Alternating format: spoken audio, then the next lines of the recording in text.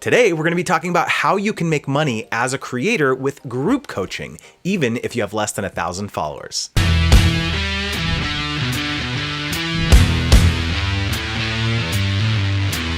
I'm Justin Moore. Welcome to Creator Wizard, your step-by-step guide to the business of being a creator. In this video, you're going to learn why building an email list is one of the most important things that you can do as a creator, how to start having sales conversations with your followers, and why group coaching may be a better fit for certain creators than courses or ebooks. Before we get started, if you want insider tips on how to grow your business as a creator and diversify your income, click the link in the description to join our free newsletter, and you'll also get a downloadable glossary of over 40 influencer marketing buzzwords, acronyms, and lingo that every creator should know. So today we're going to be speaking with Lauren Valdez, who is the co-founder of Forte Labs and also makes YouTube videos helping people figure out their life paths after graduating. Welcome, Lauren.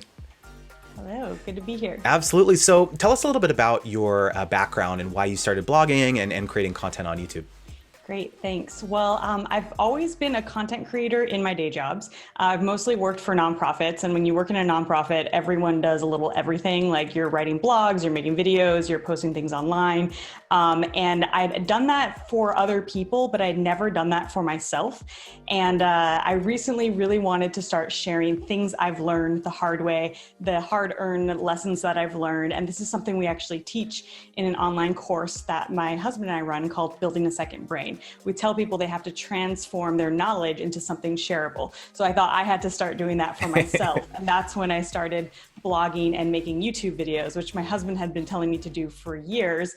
And I finally just dove in and started doing it in the past year. What was the hesitation behind making videos previously, or what was the catalyst to finally make you start doing it? It's funny, I've actually gone pretty deep in analyzing this about myself, but it really a lot of fear of being seen, fear of being judged, and fear of putting stuff out underneath my own name without the brand of an organization. Okay. So I've written lots of things for organizations or created videos for organizations, but not for myself.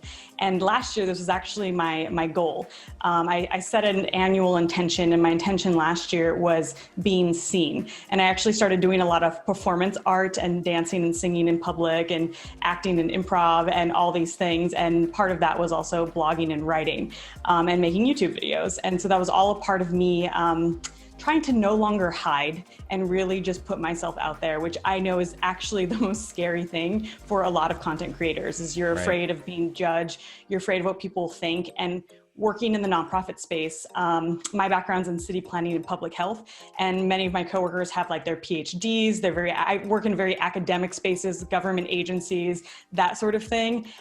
So I felt a little embarrassed too. I was like, what are these people going to think about me making YouTube videos? And but I just kind of put that all aside and just started creating. I think that's super profound, and I think it's a common theme with a lot of people who have a lot of knowledge inside. They want to share it with the world, but there is this fear of putting yourself out there, being vulnerable. What are people going to say, especially if you're in a professional setting? I know for myself, at least, I resisted putting YouTuber on my LinkedIn for the longest time, and then when I finally did it, it's very liberating, I think, finally being able to feel comfortable doing that. And so, you kind of went semi-viral, I guess you could say, on Twitter recently, talking about a lot of the content that you started to make, what kind of your strategy was behind your channel and some of the monetization things that you've done. And one of the things that I think was super interesting was talking about how critical an email list is to especially up and coming creators. Could you talk a little bit about your philosophy behind that? So I've watched my husband be a content creator for the last 7 years. He quit his job and dove straight in. And I've seen how his email list has been the most important thing to the growth and success of his company. And so I knew getting started with content creation that I needed to start capturing emails right away. Even though I didn't start out with an intention of, am I going to sell something? How am I going to sell something? One day this will make money. I had none of that. I knew I just needed to start with creating content and getting emails. And in the future, that will arise, that will come up. Maybe something will happen, but having emails from day one is really critical and important. And this is also a lesson I learned the hard way from many years ago, where right after college, I had a blog in 2009, and I wrote these blog posts on applying for a Fulbright scholarship. And these blog posts ended up being like some of the top SEO ranking articles on how to apply for a Fulbright. I no longer even have that email. I mean, I no longer have that website because I stopped paying for it at some point. It was just like some content I made many, many years ago. Right. And I'm so sad that I don't have that audience captured somewhere, and I still don't have that traffic. And so this time around, I'm like, just capture it at the beginning. Who knows what will come of it? And now I actually have an online summer class I teach called Win a Fulbright, and I run a new website called winafulbright.com. And I lost all that audience and all that traffic from many years ago that I wish I would have captured earlier on. Super interesting. So you've talked a little bit about the importance of lead magnets in terms of like getting people to want to join your email list and just devising like material and content that's interesting enough or maybe different enough from your free content on YouTube or things like that, or maybe it's exclusive content to get people to join. So how do you think through what types of things people would be most interested in? That's a great question. And you can Google like lead magnets and find tons of information and advice on people doing email marketing, on how to create lead magnets and set those all up. But one thing that I want to distinguish for people is why it's important for YouTubers. And like you mentioned earlier, like the social media platform really controls who sees what. I have a friend who's a YouTuber with 500,000 followers, and her growth just really plummeted because YouTube is promoting actually newer accounts. And she started a second account with her husband that's like a different brand, different thing about them two as a couple. And she's seen tremendous growth in that. And so that's something that like, you can't really control when you don't have an email list. And an email list is really important for when you actually want to communicate with your audience, like if you have new content or if you want to eventually sell a product or a service. And a viral tweet thread you were talking about, that was the main point I was making, that if you have a small email list, then you really need to have, if you have a small YouTube subscriber list, you really need to have an email list so that you can communicate directly with your audience when you have new content. And so you could potentially sell a service or a product to that audience, because when you're small, you can't rely on advertising and affiliate and sponsors and all that kind of stuff. So I wanted to clarify that point first. But I could go back to your question on lead magnets. So lead magnets, there's lots of information on how to create and find and develop lead magnets, but it's really important that you put those on your YouTube videos, because if you just tell people, sign up for my email list, they're not likely to click and go through that process unless it's clear to them the value of signing up for your email list. So you want to provide something to them that is going to be useful. And there's, it could be something like my 10 free ways to blah, blah, blah, blah, or my best blah, blah, blah, blah. There's lots of stuff out there like that, free ebooks, that kind of stuff. What I have found to be really successful on my YouTube channel is actually there's sample essays of people who got into top grad schools. And this is really hard to come by information. And I have these essays because they're my personal essays or ones from my friends and family members who've gotten into Harvard, MIT, those kinds of places.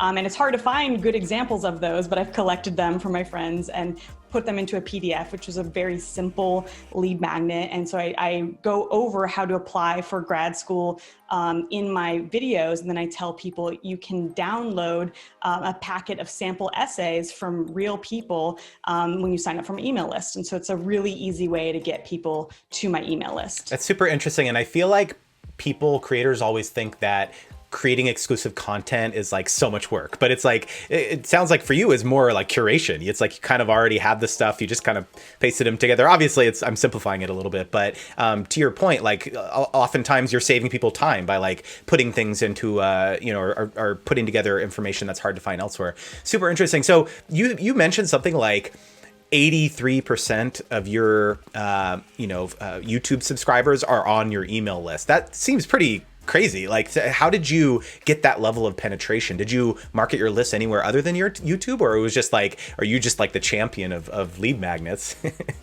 I'll clarify that statistic. Okay. That I don't know 100% if those people are also YouTube subscribers. I see. Okay. It's not possible to tell that, but My email list is 83% of my YouTube subscriber total count. I see. Okay. And so with that, I've only promoted my email newsletter in YouTube. So I don't even have a website on my YouTube brand, which is like, figuring out your life post college. So there's no website. I only have YouTube videos, and the YouTube videos all drive traffic to the lead magnets, and then people go to my email list. So right now that email list is about 83% the size of my YouTube subscriber list. And my goal is to keep those lists at 100%, like being equal to each other. Right. Is my goal. That's pretty amazing, because I think an email list oftentimes is very secondary to most people. It's just like, oh, YouTube is like main base, or it's like, my home base. And then, the email list is kind of an afterthought. So super interesting. So one of the article that you wrote, which I found super compelling, was about this concept of group coaching, right? And it's been something that you've been doing for a while now. And I was wondering if you could talk a little bit about why you think, first of all, what it is that you're doing, and why you think, like for certain creators, it may be superior to like courses or ebooks or that kind of thing. Yeah, so I've been around a lot of content creators, through the online courses that my husband and I teach through Forte Labs. We have one called Building a Second Brain, and we have one called Rite of Passage, that are our flagship courses, where lots of people come in and then they use these techniques to become content creators. And almost everyone wants to do an online course. And we've been doing online courses for 7 years now, and we've learned a lot over those 7 years. And it's really, really hard to do a profitable online course. And so when I started doing YouTube, I originally had all these thoughts of like how this content could easily translate into an online course. Like I could see how the videos that I was developing could easily be modules of an online course. And I was like, oh, I could have like a summer online course for people who just graduate from college. And then I'll take them through like a process of like identifying what schools they want to apply for, and then helping them draft their essays and prep for their interviews and all that stuff. And the reality was that I already have another summer online course I teach on how to apply for Fulbright scholarships. Then I have the online courses that my husband and I run, which I play a very minor role in, because I also have a regular job working in public health nonprofit doing communications. And I'm pregnant. So it was just like, I was like, this doesn't make any sense for me to develop a whole new class and get it up off the ground. But at the same time, I had so many people contacting me for advising. And, advising for colleges is starts somewhere around like $100 an hour is like typical going rate. But my intention with starting the YouTube channel was to provide advising services for low-income folks, people of color, people who've been historically disadvantaged when it comes to applying for higher ed, because I come from a background like that. Like I had no idea you can have advisors or people look at your college essays and things like that. I didn't even know that was like a thing. And I had to learn a lot of this stuff the hard way. And I was grateful to have mentors who helped me do that. And so I was trying to find like, what is a way that kind of fits my intention with keeping things simple with the amount of time that I have, as well as being able to serve the greatest number of people. And so I actually turned down people who wanted to do private one-on-one advising. And I came up with this model of doing group coaching where I have 4 people at a time. And it's generally about an hour and a half. And each person pays $30. And I review their essays one at a time. And each person gets about 15, 20 minutes. And I give them feedback. But what's really incredible is how much they learn from each other by seeing other examples. And this is something that people who do like coaching, like life coaching, nutrition coaching, health coaching, all that kind of stuff could very easily employ. But a lot of people think it has to be one-on-one. But I actually think there's a lot more value in seeing many people, because you see a diversity of examples. And when you are watching someone else be coached, it triggers for you questions or ideas about your own life that you may not have considered, but it's easier to see in someone else's life and their work. So it's a really awesome model that I think a lot of people can employ who do various types of like coaching or consulting. Super interesting. And is there an element of that where after they connect on a group coaching call, they're able to make connections amongst themselves, right? And continue to support each other without your direct involvement? So not in this environment. I keep it pretty anonymous. So they don't get each other's emails. I try not to have people's names, that sort of thing, because there's some sensitive information that comes out in terms of people applying to grad school. People also have some really like tough life circumstances that they're talking about. And so I try to keep it as anonymous and private as possible in these small group sessions. However, in my online course I teach on applying for Fulbright scholarships, those folks are all connected as a cohort. And similarly with our Forte Labs courses, we have a cohort of people going through a course together. And in those environments, we have discussion forums, Slack forums, people are on group chains, and people connect a lot outside of the regular course hours to, review each other's work, to give each other's feedback. Especially in the Forte Labs groups, we have people who connect in different languages. So they do meetups and talk about their work in their native language, since we have people from all over the world in our Building a Second Brain course. So it's really amazing to see those communities start to develop. But with this, my intention is not to do that. Maybe in the future, that's something I might want to do, but for now, I'm keeping it pretty private. Super interesting. I read that you first started having some of these conversations with your email subscribers around 250, when you had about 250 on your list or so. Was that nerve-wracking? Because I've heard from a lot of creators that the transition between making all this tons of free content on YouTube or social media or something, the transition from that to even starting to have kind of like a sales conversation with their followers is really nerve-wracking, right? Like they just don't know what to say. Just that transition seems very overwhelming. So do you have any tips or tricks for giving creators kind of the confidence to start having some of those conversations? Yeah, I mean, this comes back to what I was saying earlier on about fear and looking at the mindsets and the things that actually stop us. And when I first started selling products, with my Win a Fulbright course, which is, a higher price point, it's $500, I felt so uncomfortable with doing that. But then I had to look at it from a different perspective, which is, what am I giving people access to that they don't currently have? And so for me, in terms of advising and giving advice to people on grad school essays, I'm really incredible at it, and I know I'm really incredible at it. And all the people I've helped previously were my siblings and their friends, because their friends are about a decade. My siblings are a decade younger than me. So I've helped all their friends apply to grad school. I've helped many of my friends apply to grad school and get into Harvard and all these amazing places. And it's almost my sister put it this way. She got a full ride to Harvard.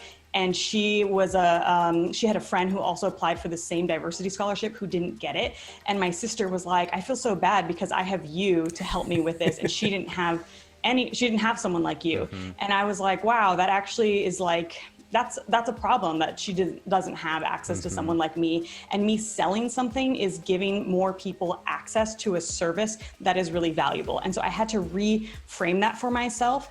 It's similarly with my Win a Fulbright online course I teach. So that's $500. There's people who get advising from their universities. That's amazing. And the people who get that advising, that's really, really great, go to elite institutions that are private schools where they have, they're paying $30,000 a year for school, and they get those kinds of advisors.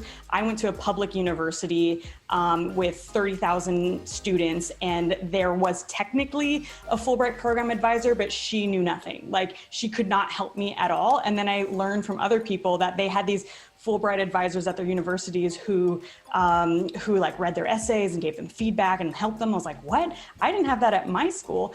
And it's to me, I'm like, okay, someone can pay me $500 to be their private advisor, or they can pay $30,000 a year at a university where that comes included. But for people who are at schools where they don't have that kind of thing, I'm giving them access to it. So it's kind of first reframing for yourself, what is the value that you are giving someone? And then the other thing that really helped me in terms of value is I had this fear that people would judge me and be like, I can't believe she's charging for that and that much and blah, blah, blah, blah. But I'm not offended when I can't afford the newest iPhone. I'm not mad at Apple for charging so much. I'm just okay, that's not for me. It's people aren't gonna people either can afford it or they can't. It's either for them or it's not. I've also been very intentional of aligning my products with my values. So with our Win a Fulbright class, we offer a scholarship, and with my office hours that I'm doing for grad school, I figure $30 is like the cheapest you can get any sort of advice. And it's only, 20 minutes, but at the same time, I know that in 20 minutes, I can help transform someone's essay. And some people come back multiple times, and it's actually really helpful for them to go back and make improvements for me to see the second time around, rather than me to charge them for like a full hour and give them all this feedback that they can't implement. And then they maybe can't afford to come back a second time to see how those changes were implemented. Right. I think what's one thing that's kind of interesting to me about this is that you have a variety of different ways that you're monetizing, right? You've got group coaching, you've got another more traditional course. Who knows what other types of things you'll do down the line. But as you've mentioned in some of your writing, not everything you do has to make you tons of money, right? Like if it's aligned with your values, if it's aligned with kind of the mission of the content that you're trying to create, I think that's a really important lesson for creators, is that it doesn't always have to be, the biggest money maker. Because a lot of people talk about how courses or software for that matter is like scalable, right? You make it once and then you could sell it a million times or whatever. And that's like the definition of leverage, right? But it doesn't always necessarily have to be like that. Like you said, a lot of people are doing one-on-one coaching, or they're doing these types of activities where a group setting like this could be super valuable. Is there anything that you wished you knew, or kind of like would have done differently when you started group coaching, or maybe advice that you'd give to creators thinking about trying a tactic like this out? I think we default to thinking we are not qualified. I think that's the default for all humans. Like, I'm not qualified to group coach anyone. I've never done that. And the only way to learn is to do it. So I'd say just to like jump in and experiment, and it may be good, it may not be good, and you may feel uncomfortable charging a price point that's high for something you never have done before. But there's many ways to get practice and just get started. For some of the online courses I've developed, I've had pilots that were super small and very low risk. Like the first time I started this Win a Fulbright course, I didn't market it at all. Like, I had no website presence. I just went to a community I knew, and I was like, would anyone want to take part in this course? And I had 3 people come to my intro call about it, and I had 1 person actually sign up. And my intention was not making money at all, but was to actually sit down and develop the course. And this 1 person was all I needed for my accountability to show up every week and figure out what we were doing. So I didn't have the whole curriculum. I didn't know how it was going to go, but every week I knew we were meeting, and I had to have like an assignment for her. I had to have like a step for her. And then that actually became my curriculum. And I was working full time and doing lots of other things. So it was super easy and light. It wasn't a heavy lift. And I knew like with 1 person, I could give her a ton of attention and make sure she got a ton of value, way more value than she paid for. But then what I got in terms of that agreement was that I actually got the accountability to create the course. And then the next time around, I actually had a curriculum. So I actually knew what to market and what to sell, and I could make a web page and all that stuff. So sometimes you can start out really easily with just doing a pilot, keeping it light, but the only way to learn and improve with these things are just to do it. So if you're doing like a group coaching model and you feel like I've never done that before, just try it out. You can easily get 4 people together. It's not that hard. If they don't come back, then you do it again with new people. It's just trial and error is how you figure these things out. I love it. That's like a bias to action, right? It's like a lot of people feel like, oh, it's so overwhelming. I have to design all these modules and all this framework around something that I would feel comfortable selling. But like you said, like it gives you the motivation to actually do it and figure things out. And I love that. Super fascinating. So Lauren, thank you so much for joining us. How can people contact you or maybe find out more information about your channel? Yeah, you can find my YouTube channel at just youtube.com/Lauren Valdez. And then I'm on Twitter at the Lauren Valdez. And I also blog about these things at laurenvaldez.com. And I create content on lots of different topics, from, public health and city planning to what I've learned from marketing and all these things too. So I have a depth of content. So if you're interested in what to do after college, you can check out my YouTube channel. If you're interested in online courses that help you become a creator and create more content, you can check out fortelabs.co and learn about our courses there. Or you can just check out my website and see the variety of different things that I work on. Fantastic. So I hope you enjoyed the interview. I would love for you to subscribe and hit that notification bell to be alerted every time I upload a new video. And please leave a comment down below if you have any questions or future video ideas, and you are one step closer to becoming a creator wizard. Don't forget, if you want insider tips on how to grow your business as a creator and diversify your income, click the link in the description to join our free newsletter. You'll get exclusive videos, worksheets, and insights on the influencer marketing landscape, access to special product discounts, first look at upcoming courses, and more.